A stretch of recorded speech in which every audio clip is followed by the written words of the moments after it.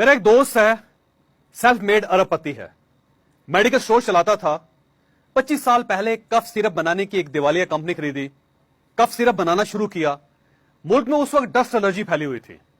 लोगों ने उसका कफ सिरप इस्तेमाल करना शुरू कर दिया और फिर मुआवजा हो गया। ये लाखपति बना, फिर करोड़पति हुआ और फिर देखते ही देखते अरबपति बन गया। दुकान फार्मास्यूटिकल कंपनी में तब्दील हो गई और यह दवाएं एक्सपोर्ट करने लगा। मैं कहानी को आगे बढ़ाने से पहले आपको दुनिया की खतरनाक तरीन चीज के बारे में बताता चलूं। आप जानते हैं दुनिया की खतरनाक तरीन चीज क्या है? दौलत। दौलत दुनिया की खतरनाक तरीन चीज है। दुनिया में आज तक एटम बम से इतने लोग नहीं मरे जितने लोग रोजाना दौलत के हाथों मरते हैं। इंसान कभी भूख से नहीं मरता, खाना खाने से मरता है। इंसान को गुर्बत नहीं मारती, अमारत मारती है। और इंसान कभी नाकाम होकर बीमार नहीं होता, यह कामयाब होकर अलील होता है। दौलत कभी किसी के पास नहीं ठहरती, यह दौलत की साइकोलॉजी है। हम सब चेक बुक्स होते हैं, दौलत आती है और हमसे होकर आगे निकल जाती है। हम क्रेडिट कार्ड्स हैं, हम सब की एक क्रेडिट वैल्यू होती है। यह वैल्यू जब खर्च हो जाती है तो फिर हम क्रेडिट कार्ड की तरह ब्लॉक हो जाते हैं। हम दौलत कमाते हैं और ये चंद दिन चंद माह बाद हमारे हाथों से निकल जाती है, लेकिन ये जाते जाते हमारे 4 बड़े असासे साथ ले जाती है।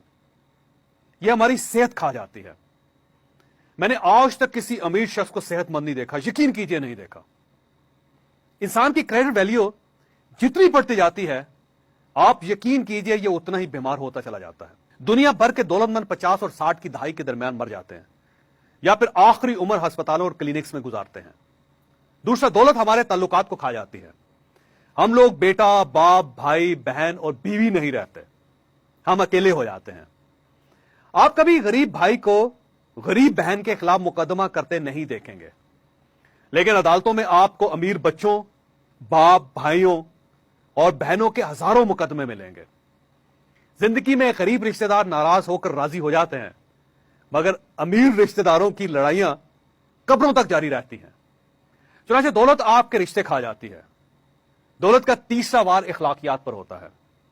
आपको मीलों तक कोई अमीर शख्स बासूल या बाइखलाक नहीं मिलेगा। झूठ हो या फिर मुजरे हो, आपको इनके दाएं बाएं हमेशा अमीर लोग नजर आएंगे। लिहाजा दौलत आपकी इखलाकियात निकल जाती है। और चौथा असासा सुकून है। दौलत आपका सुकून छीन लेती है। आपने जिंदगी में बहुत कम अमीर लोग मुतमईन और पुरसुकून देखे होंगे। ये लोग हर वक्त हवा के घोड़े पर सवार रहते हैं और इन्हें नींद लाने के लिए गोलियां खानी पड़ती हैं। और मेरे इस दोस्त के साथ भी यही हुआ। ये पहले अपनी सेहत से महरूम हुआ, फिर ये फैमिली में अकेला हो गया, फिर ये इखलाकी दवालियापन का शिकार हो गया और आखिर में ये बेसुकूनी के मर्ज में मुब्तला हो गया। ये मर्दम बिजार हो गया। ये लोगों को देखता था और बुरा सा मुंह बनाकर चेहरा दूसरी तरफ फेर लेता था। ये जिंदगी से बुरी तरह तंग आ चुका था। ये उम्र भी कर चुका था, दुनिया भर की नेमतें भी अपने गिर जमा करके देख ली थी, लेकिन इसे सुकून नसीब नहीं हो रहा था। फिर मैंने उसके अंदर एक अजीब तब्दीली देखी। ये जिंदगी की तरफ वापस लौट गया। ये मुतमईन भी हो गया, मसरूर भी हो गया और सेहतमंद भी हो गया। मैंने जब इसके अंदर ये तब्दीली देखी तो मैं उसके पास गया और उससे पूछा कि तुमने क्या किया जिसकी वजह से तुम ऑल टुगेदर तब्दील हो गए। और उसने एक बड़ी ही दिलचस्प दास्तान सुनाई। उसने कहा कि मैं जीटी रोड पर सफर कर रहा था, मैं अपने आबाई कस्बे के करीब से गुजरा और फिर मैंने ब्रेक लगा दी। मैं अपने पुराने मोहल्ले में चला गया। मैं जो ही अपनी गली में दाखिल हुआ, किसी कोने से आवाज आई, और जफरी कितने मुंह चुक के फिर रहे हैं। मैंने पीछे मुड़कर देखा और फिर मेरी सारी बीमारियां खत्म हो गई। वो मेरे बचपन का दोस्त मजीद था, हम इसे प्यार से मजीदा कहते थे। उसका वालिद बाजार में दही भल्ले की रेडी लगाता था। वो बचपन ही में वालिद के साथ काम पर लग गया था और वो अपने घर से दही भल्ले चोरी करके हमारे लिए लाता था और हम ग्राउंड में बैठकर खाते थे। हम एक दूसरे के साथ कुश्ती भी लड़ते थे, भूडों के साथ दागा बांध कर भी उड़ाते थे और हम एतवार के एतवार गुल्ली डंडा भी खेलते थे। वो मुझे हमेशा जफरी कहता था। मैं तरक्की कर गया, मैं पहले बैनुल कौमी शहरी बना और फिर जफरी से सैयद जफरुल हक बन गया। लोग मुझे शाह साहब या जफरुल हक साहब कहते थे। दफ्तर में मेरा नाम SZ था।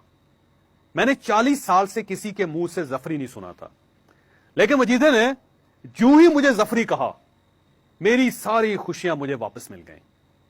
میں ٹھیک ہو گیا. مجھے اس وقت محسوس ہوا میں بے عزتی اور بے تکلفی کو ترسا ہوا انسان تھا. میری زندگی سے بے تکلف دوست نکل گئے تھے. میرے پاس صرف مطلبی رشتہ دار، ملات اور تنخواہوں کے پیچھے بھاگتے ملازمین، بزنس فرینڈز اور میری موت کے منتظر بچے اور حریص داماد تھے. یہ سارے لوگ میرے تھے، لیکن یہ میرے نہیں تھے. میرے اصل لوگ مجیدے تھے. میں مجیدے کو ترس رہا تھا. میں اوئے ظفری سننا چاہتا تھا اور یہ میرا اصل مرض تھا. میرے دوست نے مجھے بتایا، جاوید صاحب، انسان کا سب سے بڑا المیہ ان لوگوں کو برداشت کرنا ہوتا ہے جن کی نیت آپ پر کھل چکی ہوتی ہے. آپ جان چکے ہوتے ہیں آپ کے سامنے کھڑے ہو کر جو شخص سر سر کہہ رہا ہے یہ روز آپ کو میٹھی چھری سے ذبح کرتا ہے، لیکن آپ جانتے بوجھتے اس سے جان نہیں چھڑا سکتے. آپ یہ بھی جانتے ہیں کہ آپ کی بیوی اور اس کا خاندان آپ سے محبت نہیں کرتا، آپ کی دولت سے محبت کرتا ہے. اور آپ کے بچے آپ کو والد نہیں کریڈٹ کارڈ سمجھتے ہیں، مگر آپ یہ جانتے بوجھتے ہوئے بھی ان کے ساتھ چلنے پر مجبور ہو جاتے ہیں. آپ دوستوں، رشتہ داروں اور عزیزوں کی نیتوں سے بھی واقف ہوتے ہیں، لیکن آپ ان کے منہ پر انہیں برا نہیں کہہ سکتے. یہ تکلیف آپ کو اندر ہی اندر کھا جاتی ہے، یہ آپ کو بیمار کر دیتی ہے. میں بھی بیمار تھا. میں 40 سال سے خلوص سے بھری آواز سننے کے لیے ترس رہا تھا، اور پھر مجھے وہ آواز مل گئی. مجیدہ اپنی دکان سے نیچے آیا، بھاگ کر اندر سے ایک کرسی کھینچ کر لایا اور کرسی تھڑے پر ٹکا کر مجھے بیٹھنے کا اشارہ کرنے لگا. میں نے کرسی کو سائڈ پہ کیا اور اس کے ساتھ تھڑے پر بیٹھ گیا. وہ دان نکال کر مجھے دیکھ رہا تھا، ہاتھ مل رہا تھا اور کہے لگا رہا تھا. اس کی آواز سن کر پورا محلہ اکٹھا ہو گیا. لوگ ظفری آیا کے نعرے لگا رہے تھے اور میرے ارد گرد جمع ہو رہے تھے. میں حیرت سے انہیں دیکھتا تھا اور انہیں پہچاننے کی کوشش کرتا تھا. یہ سب میرے بچپن کے ساتھی تھے.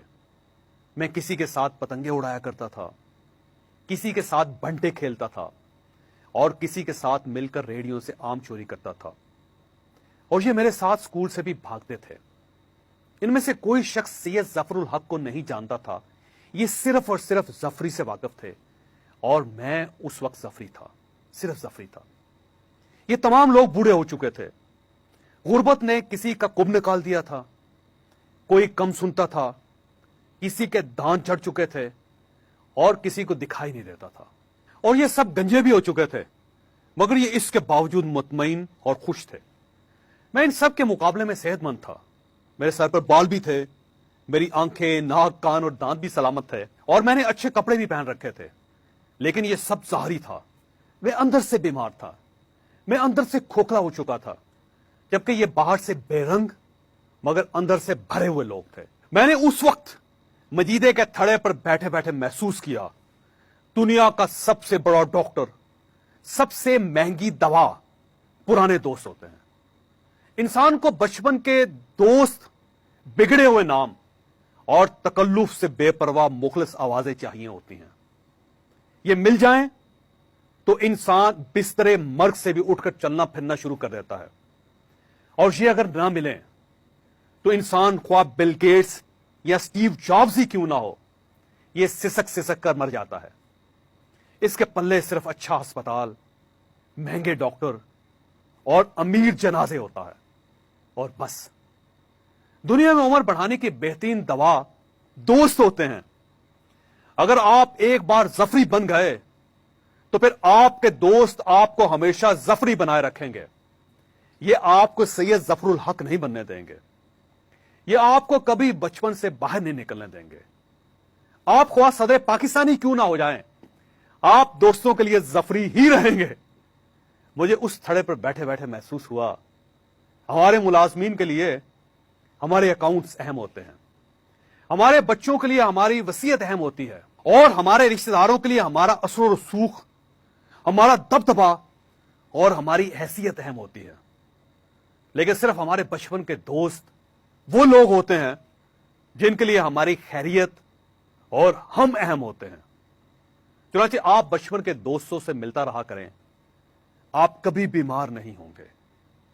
میرا دوست مسکرایا اور بولا آپ بھی پلیز مجھے ظفری کہا کریں, میں سید ظفر الحق بن بن کر تھک چکا ہوں.